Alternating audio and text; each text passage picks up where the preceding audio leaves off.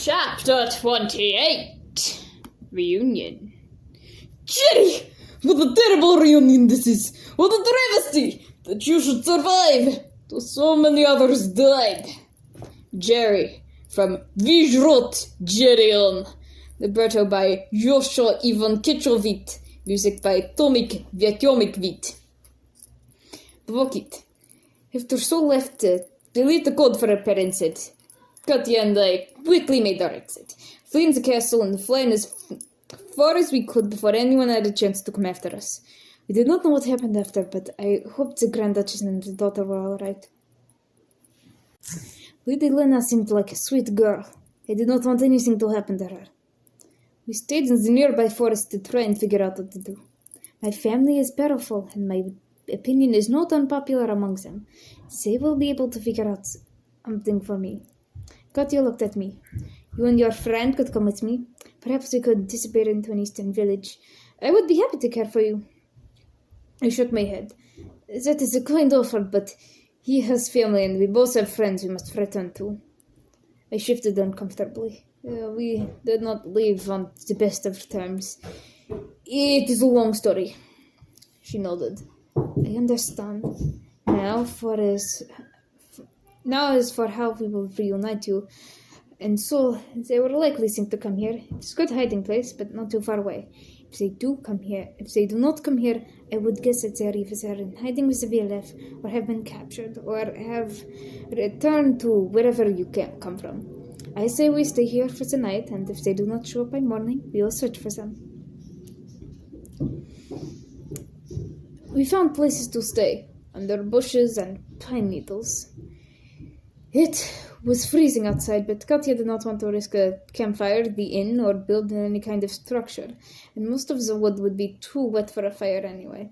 So we settled for melting the snow and drying the ground as best we could, and covering ourselves in our cloaks. It was still cold, but it was more bearable, and I no longer felt in danger of freezing to death. When I woke the next morning, I could hear someone, Sol I assumed, playing a shum quietly, and fire crackling, and smell something roasting. Some small woodland creature, I guessed. I stood up and looked around, and sure enough, Sol was sitting by a campfire, back in his regular clothes, playing his shum quietly and cooking a squirrel. He stopped and put the instrument down, turning around to face me. "Good morning, Pavokit." He spoke calmly, as if the previous night had been completely normal, with no spying or potential executions. "Good morning, Sol," I said, though I did not sound nearly as calm as him. "Do you know what happened to the Grand Duchess and her daughter?" The expression soured. "For the crime of letting her daughter eat, Grand Duchess Lika also can't eat, I think, and her knees were broken. As for Lady Lena, I think she's fine. Tola and Alicia and Tolotivo made us leave after what happened to the Grand Duchess because they didn't want us doing nothing dangerous." I sighed. "I am sorry. That is terrible." He frowned. "Because something terrible happened, or because you used to be a soldier?" "Both?" He sighed. "You don't need to apologize for that no more. That was months ago, and now you're fighting against him. You've apologized enough. You went to soldiers that broke her knees, so you don't have nothing to apologize for. It's a Sylish boy. I should have helped him."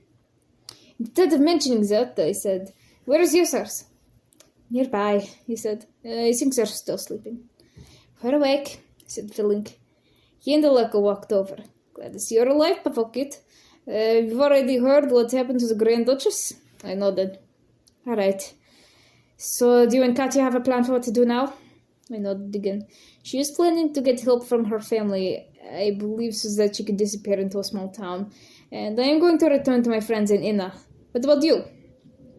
"I think Tivo and Tola and Alicia will try to return to Litsi, and Benazir and Friedrich's going back to Floya." Sol frowned. "What about you and Leka?" he asked. Philink shrugged. "We ain't sure. I want Wanka to know I'm alright, but I also want the Senescents to think I'm dead, and I should get back to the VLF soon. You could let her know, or I could let her know, or Maybe you could tell her yourself? It's been years since anyone in the village saw you, and they all think you're dead, so maybe you won't be recognized. You could wear a cloak and do an accent. Worked for Kirvek. I recognize that name from Ruins of Cinnis, the slightly suspicious foreign traveler who ran into Patilla in the Little Night several times. Philink laughed. Ruins of the Nest. Sol nodded, smiling. Ruins of the Nest. He was still laughing. Oh, spirits, it's a long time since I've heard the Ruins of the Nest joke. There was something strange in his expression. Longing? Nostalgia? Alright, I'll try to come with you. Panesserom Friedict, Tola Tivo, and Tola Antalicia joined us. Good morning, said Tola Antalicia. I'm glad to see that everyone is safe. Yes, Sol said. It is much better than sitting in prison. He looked at the squirrel he was cooking. I think this is done. Good, said Philink. We should eat and then leave. There's a stable nearby. Do you think we can stop there? I should not. God, yeah. I do not want to be risk being recognized. Anyway, I have no use for horses. Since the rest of us were not discovered, it should be safe for us to go there, said Tolantalicia. So nodded. Last time I was in a stable, no one said anything. She nodded. Then we should be fine.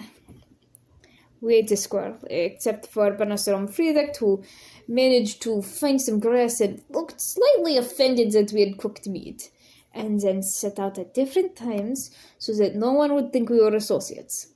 UotT went first, flying south and planning on taking a roundabout way to Ukiah to confuse any followers. Next were Philink, Elekas, and Sol, who were heading to the stable. Tola Antalicia and Tola Polo followed at a safe distance, then Panesserom Friedict followed at a similar distance, and then finally I left, able to find my own way to Ina. The journey lasted for a few more days, but we reached Ina during the waxing crescent. Tola Antalicia and Tola Tivo split up with us there. Sol, Philink, and I, meanwhile, went to Eileen's house. She blinked when she saw us. You're back, and you have friends? I'm guessing you want to explain inside? Sol nodded. We went inside and descended the steps into the basement. Nocza. The sound of footsteps announced Eileen, followed by Pavokit and 3 other Vixor. One, I realized, was Sol. I had rarely only seen him as a wanderer, a form that was in shades of white or grey, so not good for studying someone's appearance. I had seen his physical form only once, but I had been quickly distracted by my life being threatened. He was built differently from his sister, lighter and thinner, compared to her more bulky frame, and had shorter, darker fur and eyes. His demeanor was different as well, more aloof and standoffish. The other two were completely unfamiliar to me. One looked friendly, but nervous and reserved, grey-blue with a few patches of brown and white. Her eyes and vest were amber brown, like wheat or fresh bread, and she wore a silver necklace with a loaf of bread carved onto it that she kept fiddling with. I noticed that she wore a ring. Was she married? The second looked like Juanca's Sol. His fur a bit longer and lighter than Sol's, but not as light as Juanca's, and his eyes the same color as hers. He wore a similar ring to the other Vix, and looked friendly and at ease, a sword sitting at his hip. He smiled when he saw us. Well, Sol, this is certainly a colorful group you have. How'd you end up here, Patkana? He asked. Footnote, Patkana is the plural of Patka. Long story. Luselle-Louce, Athena, and I said at the same time. He nodded. Makes sense.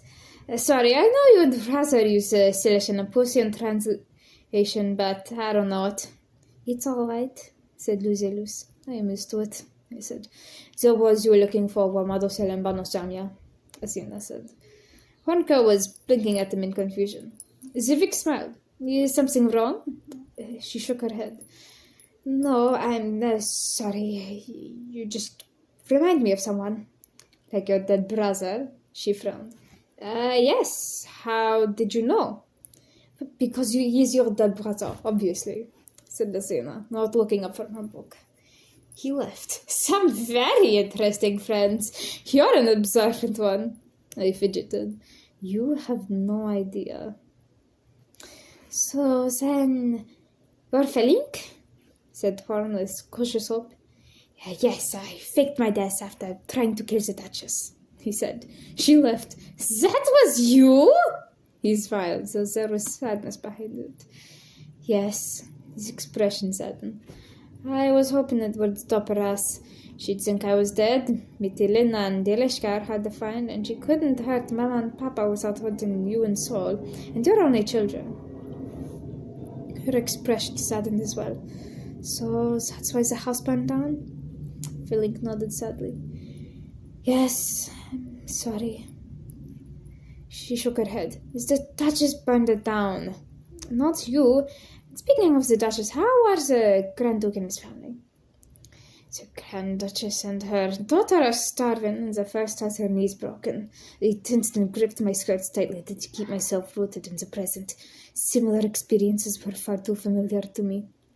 Oh no, I'm sorry, Luselle-Louce said. Elena and Warenka had much less calm reactions. They began shouting about how terrible this was, which they were completely correct about, until first Lena poked her head into it, tells them to be quiet. Sorry, Faust, said Warenka. First Lena left. Elena and Warenka were still bristling with anger. I can't believe her, Warenka said in a quieter tone than she had used previously. Ellie nodded. What is wrong with her? Who can justify starving a child? The Duchess, apparently. Warenka said bitterly. And Duke Van Ketchel, I muttered with equal bitterness. It's not as common as Zion, but not too rare. So, Athena said, a bit awkwardly, putting her book down. Your siblings are named Felk, as in the folktale character, Ilika, as in Felk's probable eventual wife. Yes, but more solid foes tried to make men up with Lady Celia.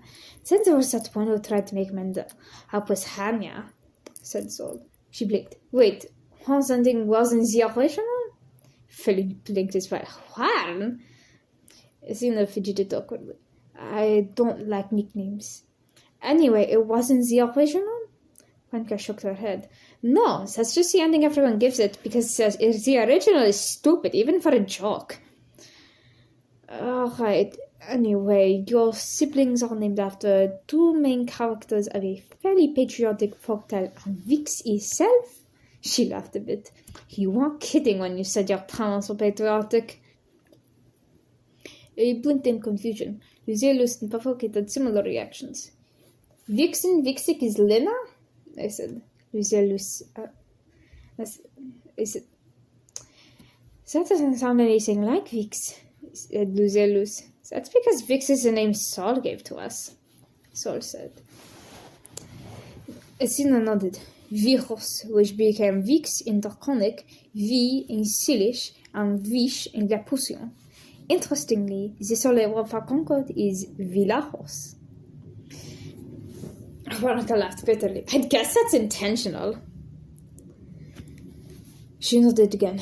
They are the only ones who did that, though. One of Vix's last tasks before falling was to change the official word for Cinnis from Kinya to Fortaki, which was already in use as a nickname of Sos, Amin's Arch Tyrant.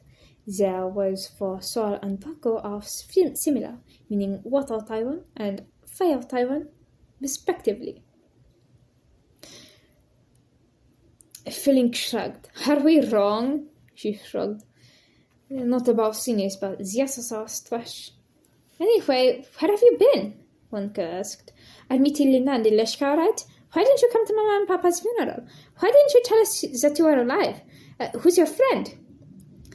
I'm hiding under a false name with the VLF. You weren't old enough to join us, so don't ask. We all came to the funeral, but we were in disguise for safety reasons, which is also why I didn't tell you I was alive. And this is my wife, Elika. I only married her recently, and again, safety. Felink answered. Elika nodded. We were married in Cadiz. Didn't miss much of a party, there's only so much you can do while hiding Isabella's. Veronica crossed her arms. It ain't a party I'm disappointed about. Safety, said Felink.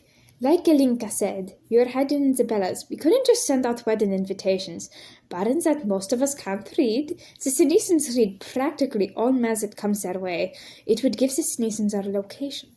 Also, again, most people can't read, and anyone who could would have to make a days-long trek to one of the most hostile, remote parts of the country and get no food, no night of dancing and talking, before having to make the days-long trek out of the mountains back to their home. She sighed.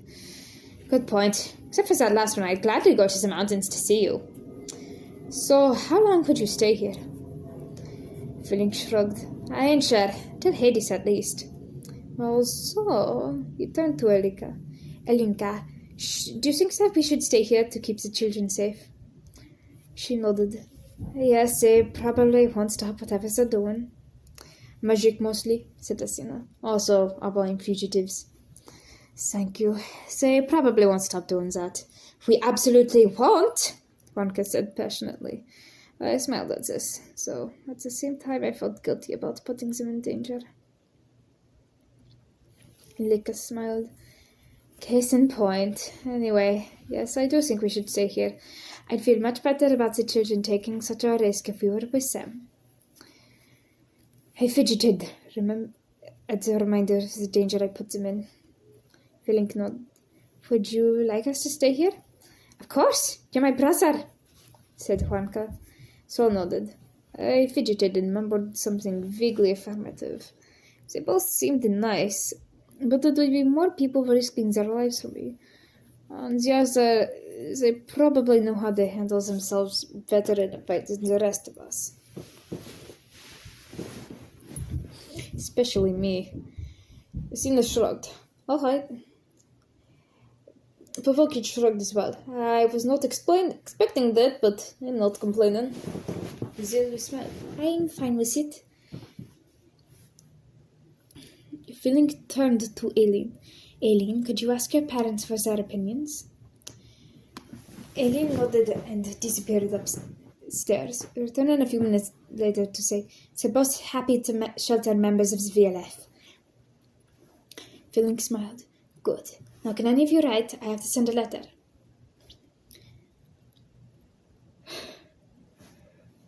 Athena, Sol, and I raised our hands. Wonderful. I will need paper and writing materials, he said. Aileen nodded and gathered them. Felink dictated the letter, which Athena copied down. I guessed it was telling the VLF of his plans and location, but it was in code, so it was hard to tell. To my good friends, the little wolf is safe, and so is his fish. Found some of my young pig-sick children in my village and wish to help them, as they do not know how to cook. Signed, Ektitro and Celia. Done, Athena said a few seconds later. Felink smiled. Great, thank you. Whatever her name is, he frowned. I should really ask her names. What are they? Bonasam Nocza, I said. Mademoiselle Athena, and my sister is Mademoiselle Luselle-Louce. She said, and you would be Felk Astroson? Felink nodded. Yes, and my wife is Elika, what not.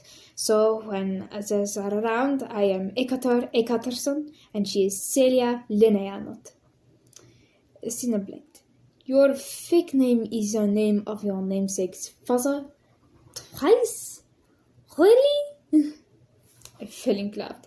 It's better than Jan Jansen. I blinked. Wait, so the Lepusian-Sylish and Vix versions of that name are the same? Or spelled the same at least? Athena nodded. It is strange. Felink smiled. Well, the stage features all sorts of revelations. Soon after this, Pavokit sat near Athena, Luselle-Louce, and me, and began to struggle through reading a book.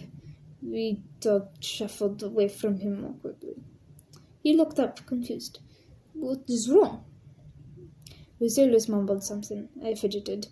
Athena said bluntly, We feel uneasy of you because of what you did to our Nocza. Pavokit blinked. Ziarn? Yes, we see Ion. What else?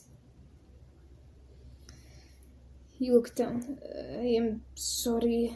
I was not sure what else to do. My ears flattened. Several other options, I said. You could have used your fire or claws, but you did not. You used this thing which had caused me and so many others so much pain. My words came out harsher than I intended. He sighed. I am sorry. Athena nodded.